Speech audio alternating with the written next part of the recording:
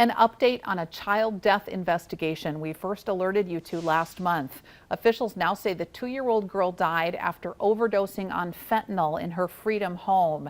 Her mother, who you see here, 28-year-old Brooke Seal, has been arrested and charged with neglecting a child causing death. As we previously reported, on January 6th, Freedom Police responded to a report that a 2-year-old child was not breathing. The girl, named Rosalie Garcia, later died at the hospital. Investigators say Rosalie had enough fentanyl in her system to kill a grown adult. Her mother was arrested and is expected to appear in court tomorrow.